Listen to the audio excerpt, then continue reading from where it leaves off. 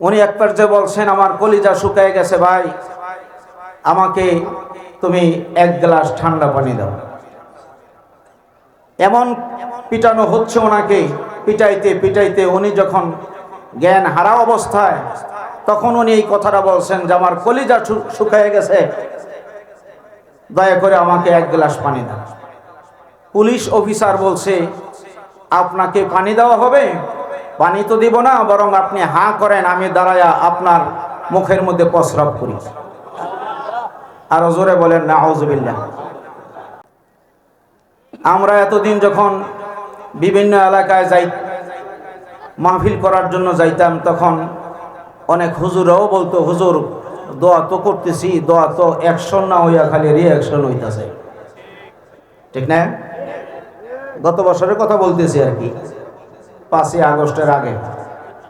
দোয়া তো করতেছি, কিন্তু দোয়া তো অ্যাকশন না হইয়া রিঅ্যাকশন হইতাছে। বেডি তো আর মোড়া হইতাছে। ঠিক না? অনেকে মরণের দোয়া করছে, কিন্তু মরে না, মরে না, আরো মোড়া হইতাছে। তো হুজুর অ্যাকশন তো হয় না, রিঅ্যাকশন হইতাছে। তখন আমি বুঝাইতাম, দেখেন দোয়া হলো 3 প্রকার। হাদিসের ভিতরে আসছে, নবীজি বলছেন দোয়া কয় প্রকার? মনে থাকবো? দোয়া কয় প্রকার? এক প্রকার হলো ডাইরেক্ট কবুল হয়, সরাসরি সাথে সাথে আল্লাহর দরবারে দোয়া কবুল হয়ে যায়। আর একটা হলো গত বছর দোয়া করছেন, এই বছর কবুল হবে, না হয় 10 বছর পরে কবুল হবে, কিন্তু দুনিয়াতে আপনি ফলাফল দেখে যেতে পারবেন। এটা হলো 2। 3 নাম্বার হলো দোয়া করছেন দুনিয়ায়, কবুল হবে আখিরাতে। আখিরাতে গিয়ে এটার ফলাফল পাইবেন। কয় প্রকার হইল? এটা বোঝানোর জন্য একটু উদাহরণ দিয়া সুন্দর করে গুছিয়ে বলার তৌফিক যেন দেন আল্লাহ, আমরা সবাই বলি আমিন।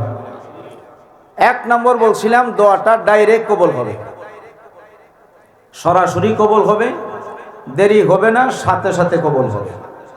এটার বাস্তব প্রমাণ হলো হাটহাজারী মাদ্রাসার সম্মানিত উস্তাদ বাবনগরী হুজুর।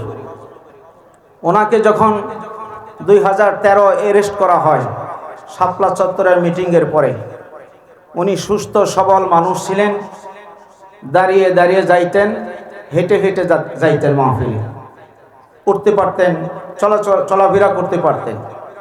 কিন্তু মাত্র 1 সপ্তাহের ব্যবধানে, রিমান্ডে নেওয়ার 1 সপ্তাহের ব্যবধানে ওনার মাজা ভেঙে দেওয়া হয়েছিল।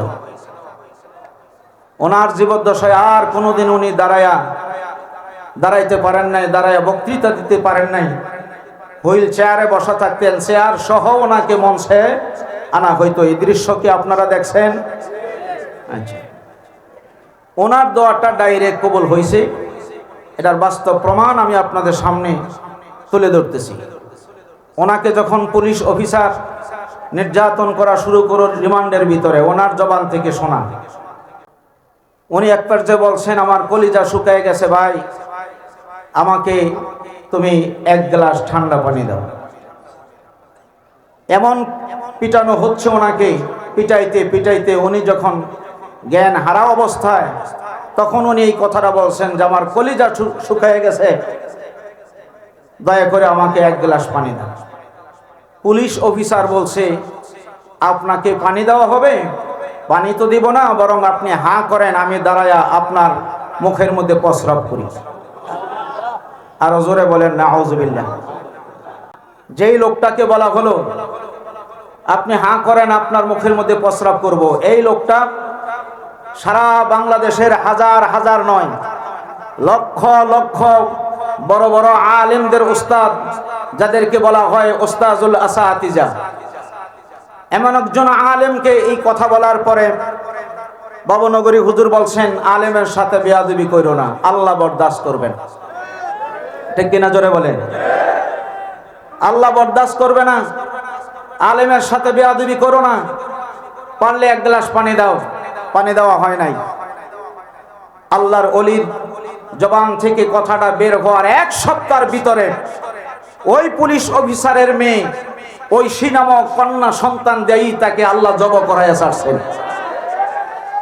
শুধু ওনাকে জব করাই নাই, ওনার স্ত্রী সহ এই কন্যা সন্তান নিজের বাবাকে জব করলো, নিজের মাকে জব করলো। আল্লাহ দেখাই দিয়েছে আলেমদের জবানের দাম আছে না নাই, ঠিক কিনা জোরে বলেন। এরপরে 2 নম্বর হলো, অনেকে বলতেছে যে আমরা তো দোয়া করতেছি, দোয়া তো কবুল হচ্ছে না, তারা তো 2041-এর আগে নামবে না, ঠিক না? তা আমরা তখন বলতাম একটু ধৈর্য ধারণ করুন, 2 নম্বর দোয়া ইনশাআল্লাহ কবুল হবে, তবে একটু দেরিতে হবে। বিগত 16 বছর পর্যন্ত হাজার হাজার আলেম ওলামাদেরকে, কওমি বলেন আর আলিয়া বলেন, হাফিজি বলেন, যত ঘরানার আলেম হোক, আলেমদেরকে ধরে ধরে রিমান্ডে নিয়ে পিটাইছেন, ঠিক কিনা জোরে বলেন। বিশেষ করে 12টি বছর পর্যন্ত মরহুম দেলোয়ার হোসেন সাইদি সাহেব হুজুর কতই না কষ্ট করেছেন, যার বয়ান শোনার পরে শত শত অমুসলিম মুসলমান হয়েছে আপনাদের চোখের সামনে, ঠিক কিনা জোরে বলেন। ওনাকে বালিশ দেওয়া হয় নাই, 200 টাকা দামের একটা কম্বল বিছানো আর একটা 200 টাকা দামের কম্বল বালিশ বানায় দিয়েছে। 12টি বছর নির্যাতন করেছেন তারা। সাইদি সাহেব হুজুর জেলখানার ভিতরে বসে বসে আল্লাহর দরবারে দোয়া করেছেন, ঠিক কিনা জোরে বলেন। সাইদি সাহেব হুজুরের 12 বছরের দোয়া, আল্লামা হযরত মাওলানা মামুনুল হক সাহেব হুজুরের 3 বছরের দোয়া, আমির হামজা হুজুরের 3 বছরের দোয়া, খালেদ সাইফুল আইয়ুবী হুজুরের 1 বছরের দোয়া, আলেমদের হাজার হাজার আলেমদের দোয়া, চোখের পানি, 16 বছরের সমস্ত আলেমদের দোয়া 5ই আগস্ট 2টার পরে আল্লাহর দরবারে এক যুগে কবুল হয়েছেন, ঠিক কিনা জোরে বলেন। কবুল হয় নাই? আমার জীবনে আমি 2 দিন খুশি হয়েছি বেশি। একদিন হলো 2005 4ই জানুয়ারি, আমি যখন সৌদি আরব গেলাম হজের উদ্দেশ্যে, কাবা শরীফ যখন প্রথম দেখলাম, তখন আমার কাছে এত ভালো লাগছে, এটা ভাষায় প্রকাশ করার মতো না। 2 নম্বর হলো আমাদের হযরত শেখ হাসিনা যেদিন চলে গেলেন, ওই দিনও আমি এত খুশি হয়েছি, এটা ভাষায় প্রকাশ করার মতো না। বাংলার ফেরাউন, ঠিক কিনা জোরে বলে। বাংলার ফেরাউন, তার মধ্যে কোনো সন্দেহ নাই, আল্লাহ অবশ্যই তার বিচার করবেন। আমরা 2 চোখে দেখে যেতে পারবো ইনশাআল্লাহ, বলেন ইনশাআল্লাহ। আমি আমার জুমার নামাজে বলেছি খুতবায় যে শেখ হাসিনাকে আল্লাহ কেন মারেন নাই? 10টা মিনিট পরে যদি উনি হেলিকপ্টারে উঠতেন, তাহলে জনগণ ওনাকে পিটাইয়া শেষ করে দিত, ঠিক কিনা জোরে বলে। এই যে আমাদের বিএনপির নেতা, উনি বলেছেন যে গোশত পাক করেছেন, কত কিছুই পাক করেছে, কিন্তু 10 মিনিট খাওয়ার জন্য সময় আল্লাহ ওনাকে দেয় নাই, ঠিক না? দেয় নাই। তা আমি জুমার নামাজে বললাম যে আমি যতটুকুন জানি, আল্লাহ আমাকে যতটুকুন জ্ঞান দিয়েছেন লেখাপড়া করার পরে, আমি বুঝলাম যে শেখ হাসিনার হায়াত আল্লাহ আরো বাড়াইয়া দিবেন। কেন? কারণ আছে। ওনাকে যদি ওই দিন পাবলিক যদি মেরে ফেলতো, তাহলে ওনার বাবার মাথার উপরে দাঁড়াইয়া জামাতের সাথে যে পেশাব করছে, এটা তো উনি ইন্ডিয়া থেকে দেখতে পারতো না, ঠিক কিনা জোরে বলেন। এই দৃশ্যটা দেখার জন্য আল্লাহ ওনাকে বাঁচায় রাখছে। আল্লামা মামুনুল হক সাহেব, চরমনাই নায়েবে আমির সাহেব হুজুর, দুজন বক্তৃতায় বলেছেন আপনি আপনার বাবার ভাস্কর্য বানাবেন না, কিয়ামত পর্যন্ত আপনার বাবার আমলনামায় গুনাহ যাবে। আপনি যদি পারেন তাহলে মসজিদ বানান আপনার বাবার নামে, যদি পারেন আপনার বাবার নামে মাদ্রাসা বানান, কিয়ামত পর্যন্ত আপনার বাবার আমলনামায় সওয়াব যাবে, ঠিক কিনা জোরে বলেন। এটা আখিরাতের কথা বলছেন। আর দুনিয়াতে পাখি এসে আপনার বাবার মাথায় বসে পায়খানা করব, এই দৃশ্য আমরাও দেখব, আপনিও দেখবেন, এটা সহ্য হবে না।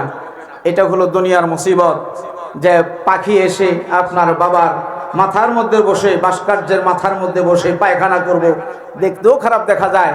অতএব প্রধানমন্ত্রী, আপনি এই কাজটা করবেন না। কে শোনে কার কথা, ঠিক কিনা জোরে বলেন। 4000 কোটি টাকা খরচ করে বাংলাদেশের আনাচে কানাচে ওনার বাবার মূর্তি বানায় রাখছে। এই 4000 কোটি টাকা কাদের? আমাদের টাকা, আমাদের ট্যাক্সের টাকা, ঠিক কিনা জোরে বলেন। আমাদের টাকা দিয়া ওনার বাবার মূর্তি বানাইলো 4000 কোটি টাকা খরচ করে, ঠিক না? আল্লামা মামুনুল হক সাহেবের কথা ভালো লাগলো না, চরমনার ফিরসাব হুজুরের কথাও মজা লাগলো না, বানাইলো উনি ভাস্কর্য।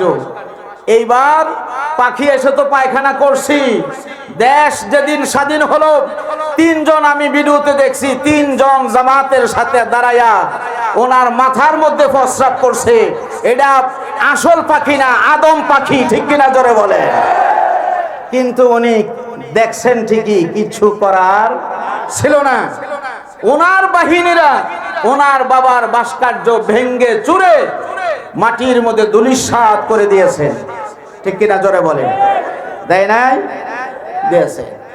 তো হাজার হাজার আলেমদের দোয়া এত বছর করছেন, একদিনে কবুল হয়েছে। এটা ছিল 5ই আগস্ট, ঠিক কিনা জোরে বলেন। তাহলে বোঝা গেল আলেমদের দোয়া, মাজলুমের দোয়া কোশ্চিন কালেও আল্লাহ ফিরাইয়া দেয় না, ঠিক কিনা জোরে বলেন।